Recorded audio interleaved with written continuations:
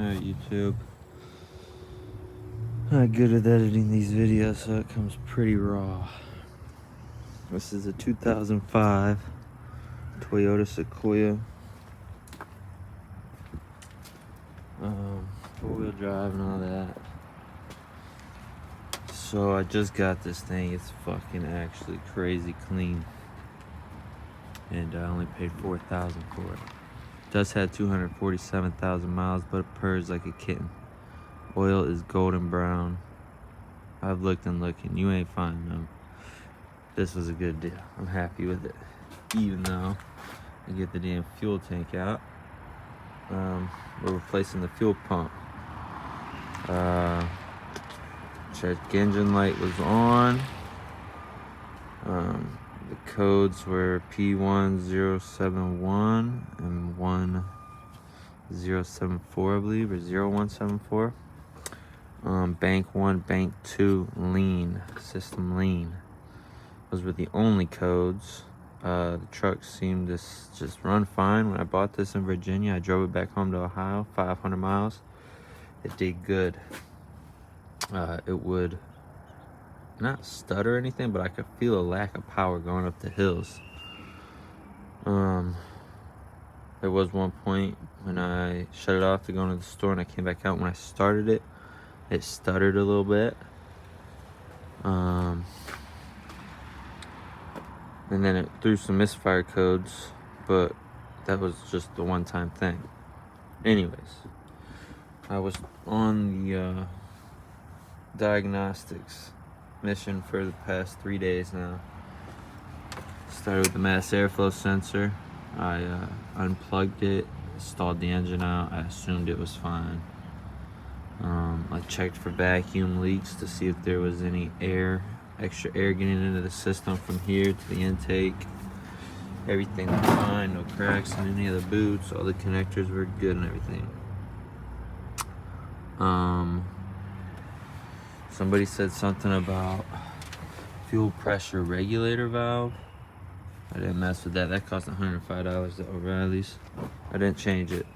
There's another video where I seen a guy said he swapped out the fuel dampener valve or whatever. I was gonna do that, but O'Reilly's didn't. They gave me the fuel regulator valve, not the dampener, so I passed on that. But I found a video of a guy testing the fuel pressure.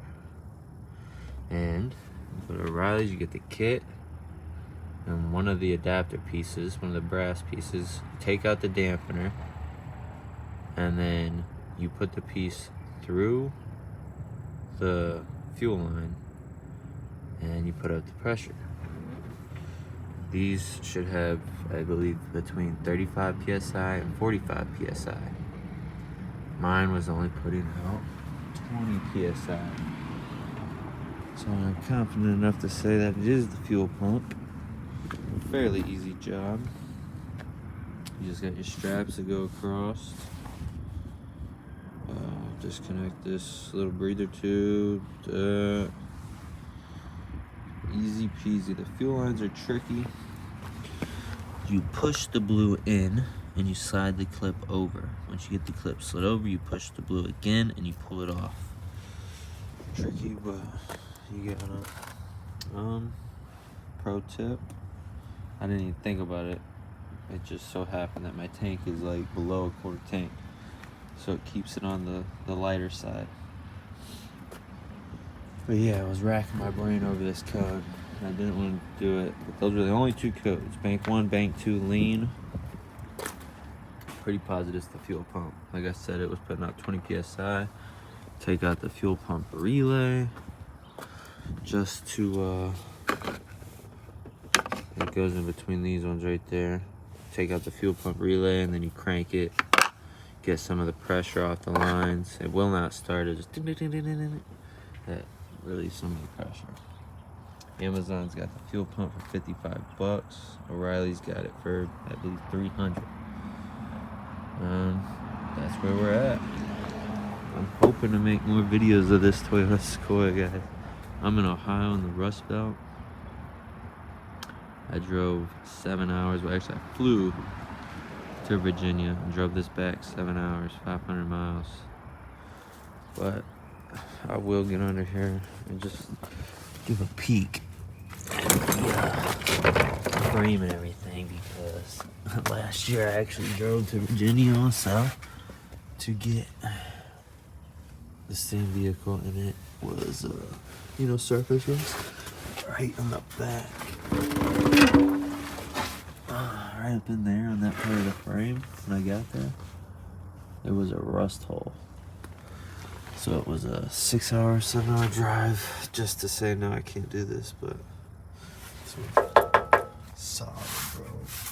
Like I said, it's for 4,000. I've been searching the interwebs, and you just don't find them this clean anywhere around here for this price. I almost drove to, and I think I can still get these exhaust bolts off. That's how clean this thing is. That's about as much rust as there is. Yeah, I almost drove to Arizona to buy one with 295,000 miles rust free. This vacuum hose was cracked and off of the 4-wheel drive actuator. I've seen that in other videos because I almost bought one with an issue with it. But I also kind of thought that could possibly have something to do with my vacuum leak, you know, the air being too much air in the system. But